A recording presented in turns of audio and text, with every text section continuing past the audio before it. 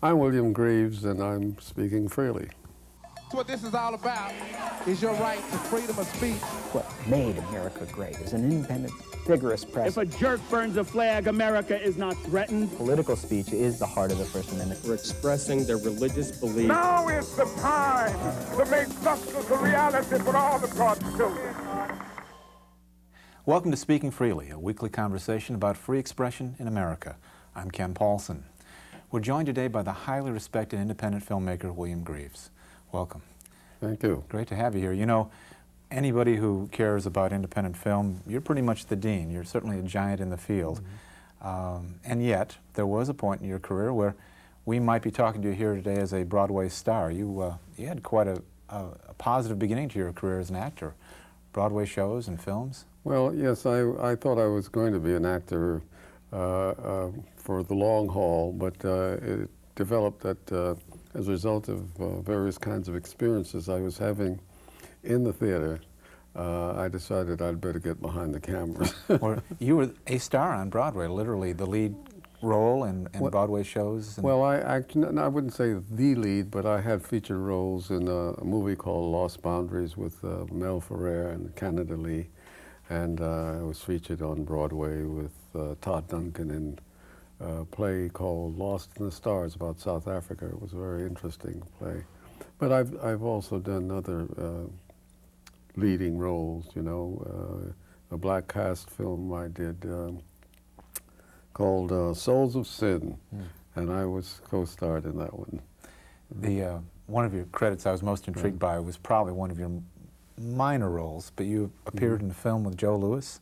Oh yes, a film. It was called The Fight Never Ends. I've been trying to locate that film, and I just can't. Anybody who knows of the film knows where it is. I'd love to see it. We'll have to spread the word.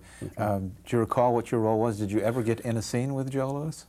Yes, I was in a scene with Joe Louis. It was really an awesome experience.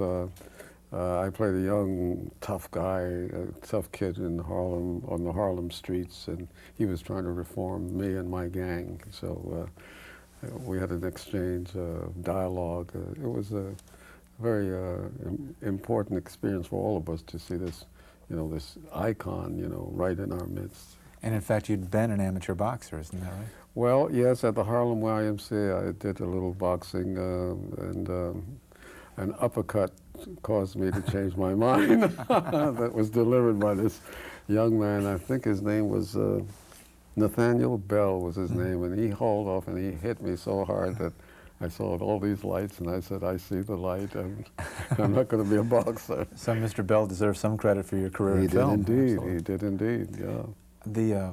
The situation you described, I understand that there came a point where you were not happy with the roles you're being offered. What occurred? Well, actually, I had a slightly traumatic experience in a play, I think it was called 20th Century, with Gloria Swanson was the lead, and Jose Ferrer was, I believe, the director. And I did not know the part that I was going to play. My manager sent me over to the first day of rehearsal without my having even seen the script. And when I got there, Joe Ferrer wanted me to play this Uncle Tom character, sort of, you know, Stephen Fetchit type of thing.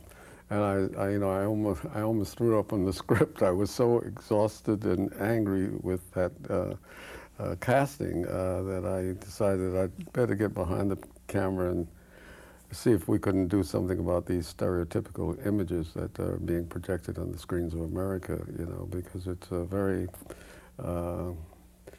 awesomely horrible experience for Americans to be constantly subjected to this kind of stereotyping, so that's how I got out of the field of acting and went into production.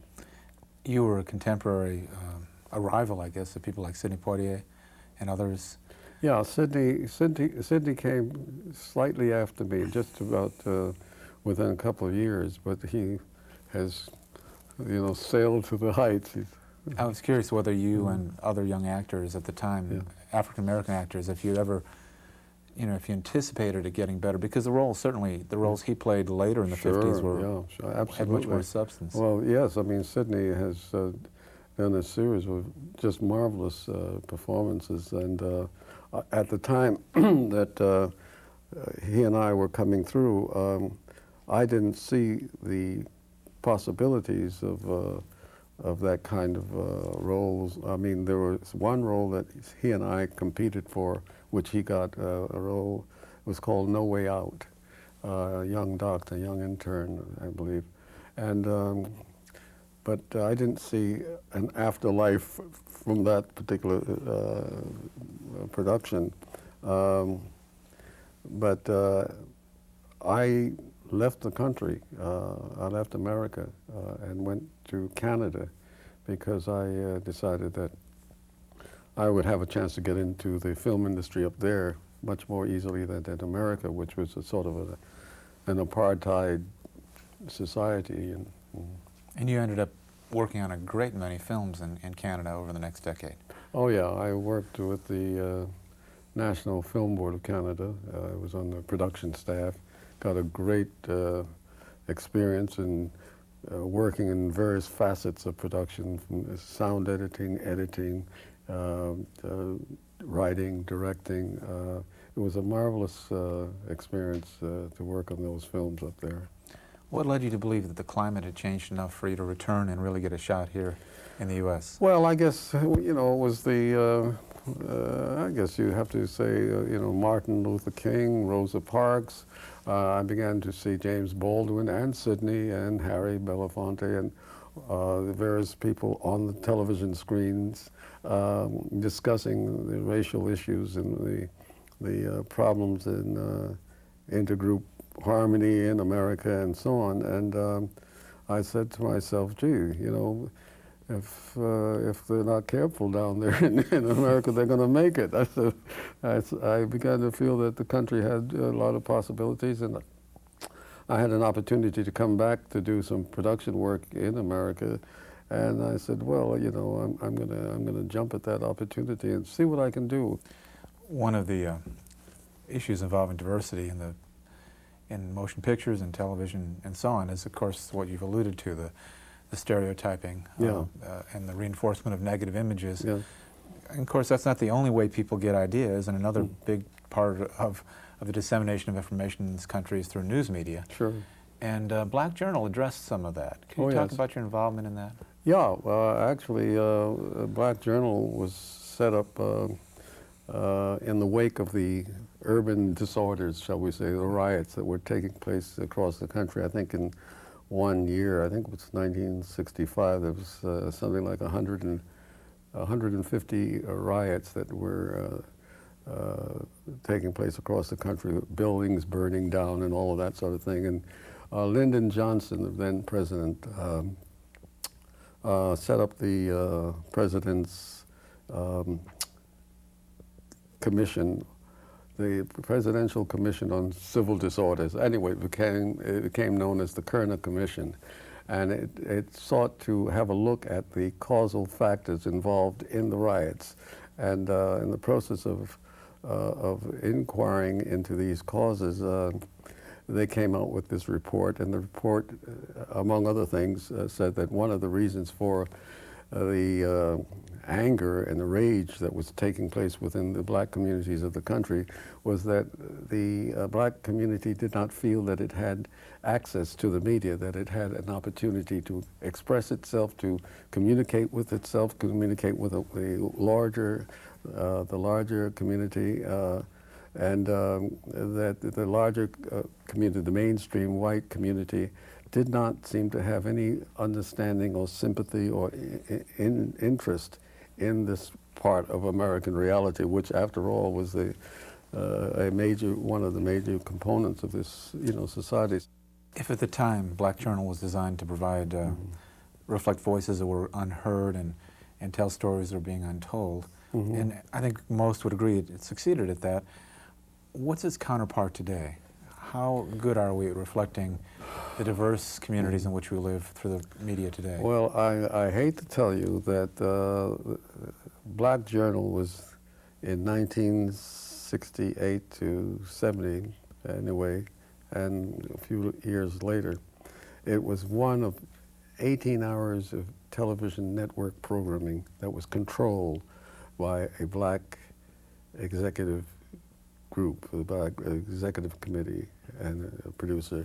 And today, there isn't any public affairs show on television that is so controlled. I mean, I think it's a very damning statement, and it suggests that the country hasn't moved that far ahead. I am fascinated by your work in independent film. It seems to me you face some special challenges when you put documentaries together. Yeah. You want to tell stories, of course, that, again, aren't being told. You want to tell them with integrity. Mm-hmm. You also have to raise money for them. And I'm intrigued by that nexus. How do you tell the tough stories and still get corporations to underwrite them? Well, I don't know. I guess it's my winning personality. I really don't know. I should say that what I try to do is I try to identify those foundations and those issues that are of special interest to the particular foundation, or are very, very current, or very, very distant in the public memory. I mean, for example, the film that I did on Ida B. Wells was such a situation in which no one had heard of Ida B. Wells because she had completely disappeared from the pages of history and so on. And when I proposed that show, that program, it elicited the interest of the executive producer of the series. That was Judy Crichton, who was the executive producer of the American Experience series. And she liked the idea, and she came from a sort of a journalist background, so she went along with it. How do you think we lose an Ida B. Wells? How does she become a footnote in history? Well, you know, I hate to say, but you know, racism is a principal factor, because this was a marvelous woman, a very important figure in the leadership role of human rights in America. She worked very closely with Susan B. Anthony, with Elizabeth Cady Stanton, and also with Frederick Douglass and other people.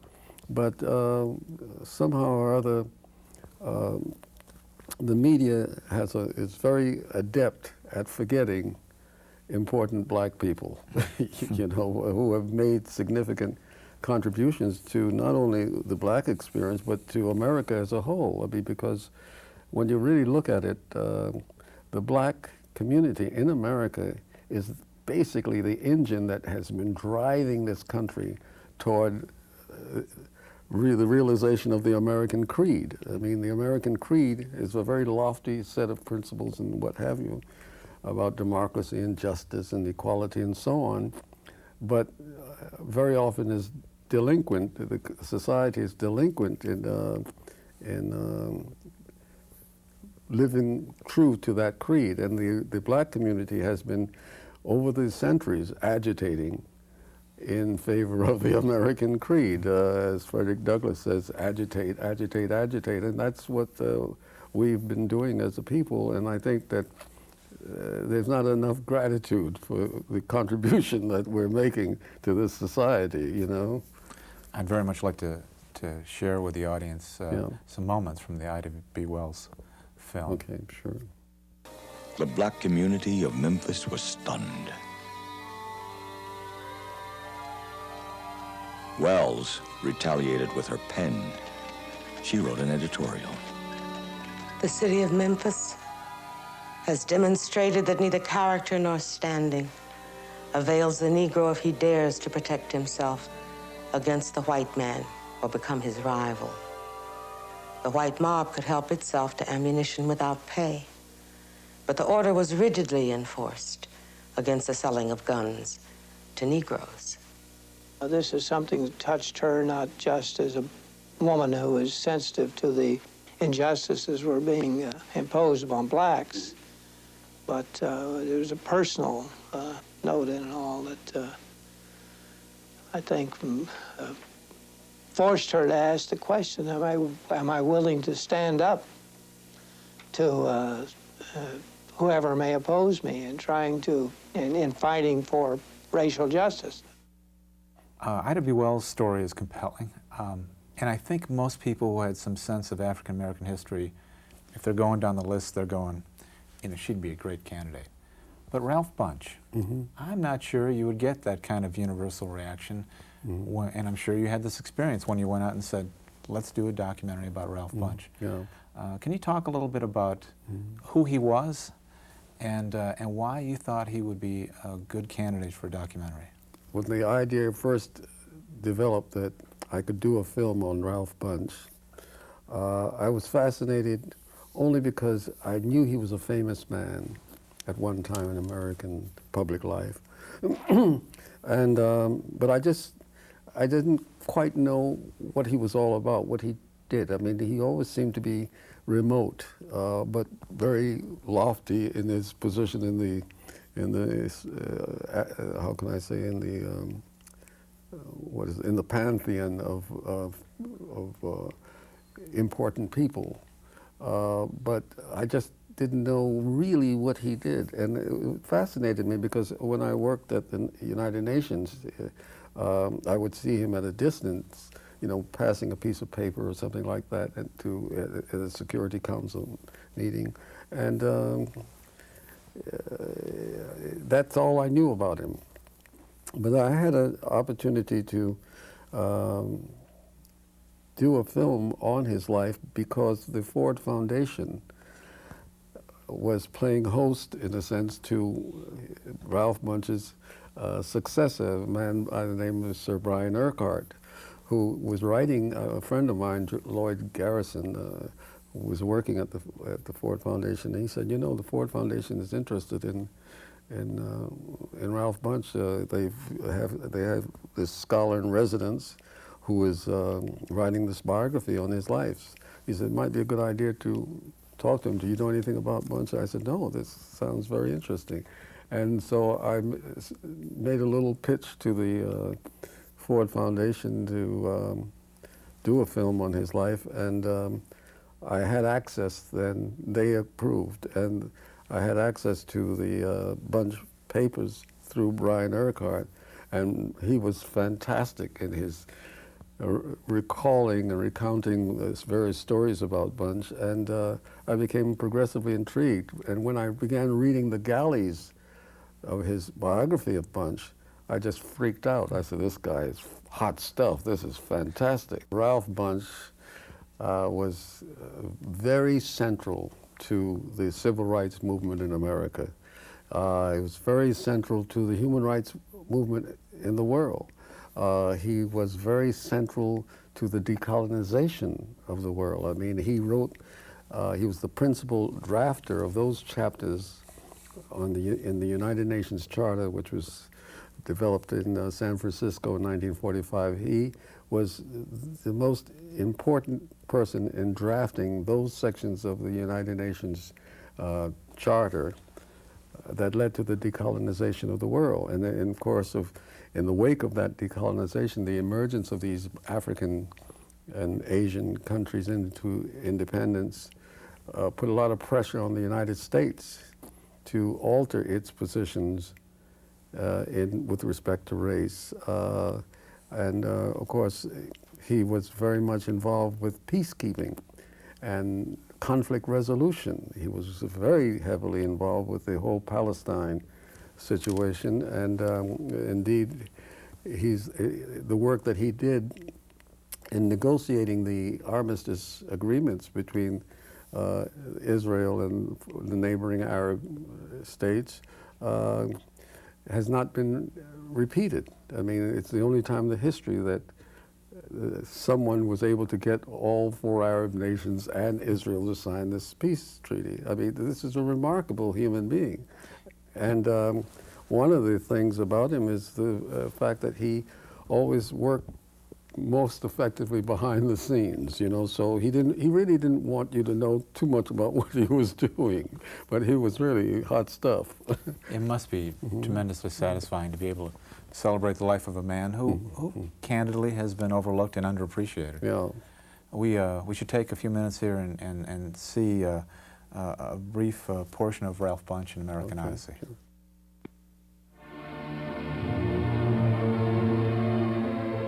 1949. Ralph Johnson Bunche, an African-American mediator, successfully negotiates an armistice agreement between Israel and 4 Arab nations, Transjordan, Lebanon, Egypt, and Syria. The only time in the long history of the Arab-Israeli conflict that all 4 Arab nations signed a peace treaty with Israel. Throughout the world, there is great hope for lasting peace in the Holy Land.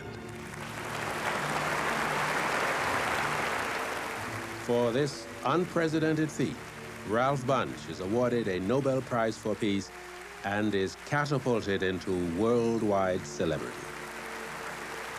Less well-known, but more significant and longer-lasting, is the role he played behind the scenes in the historic struggle for self-determination after World War II. A struggle in which over 1 billion people of color gained national independence.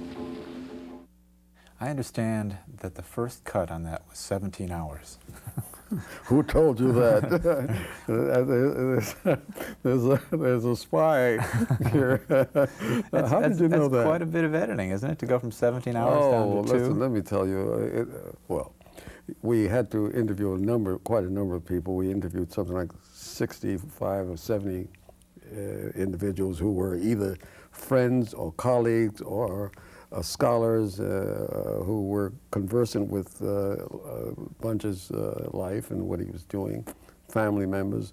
And then we had to access all this footage, newsreel footage, and thousands of graphics because he was photographed all over the place.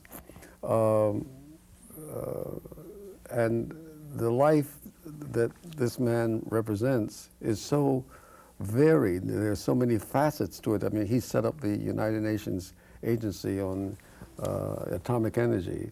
He devised all the strategies, major strategies of peacekeeping that are still in use today, and negotiation techniques. And he was very much involved at Howard University, for example. He was he was a left of center activist. You know, as a young professor there, he was at the age of 25. He set up the political science department at Howard. He was a high achiever in many, many ways. He was the class valedictorian at Thomas Jefferson High School in Los Angeles, and then he became the valedictorian of his class at UCLA, and he got scholarships to Harvard University.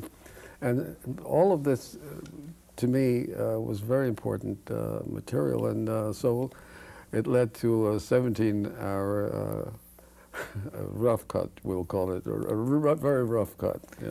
And you're going to repackage some of that content, though, for classroom use? Oh, yes. We were unable to persuade the PBS to take a 6-part series on his life. They said 2 hours was all we were going to get. So we got this opportunity to put it on primetime television, 2 hours, which we jumped at. But we're now completing work on 14 video teaching modules of 20 to 30 minutes apiece, which deal with various facets of his life, his early life, his work in the Congo, his work in the Middle East, his work in other hot spots, Cyprus and so on, and his relationship to Dag Hammarskjöld, for example, and U Thant and the Vietnam War and so on. I mean, so there are a number of different phases and aspects of his life that need to be known about, and I think would be of interest to schools, colleges, universities, special interest groups, and the like. We've covered a lot of ground in a very short time. I've just got one more question for you. You know, you left You left Broadway and movies to make films, to tell stories on your own terms. Yeah. Over the years, are there stories that you have been unable to tell? Are there stories that you're still itching to tell? Yes. Oh, absolutely. I mean, I want to do films on ancient African history, for example, because I had the very good fortune of having, as a matter of fact, one of the reasons why I stopped acting, I studied ancient African history. This is before Rome and Egypt, and before Greece. Africa had a very, very important role to play in world evolution, in the evolution of humankind. And most people don't know about it. It's just, information is just beginning to come out now. And so that's an area that I would love to do some work in. There are feature films that I would like to produce, but you know, the business of raising money for these features, you know, it's an awesome problem. And of course, with the new technology and what have you coming on stream, it's much more easy. But there are a number of stories, and I don't want to tell you what they are because someone will jump at them. Okay. Well, just watch with interest. Thank you so much for joining us here. Thank you for having me. Great conversation. Our guest today has been filmmaker William Greaves. Thank you for joining us today for Speaking Freely.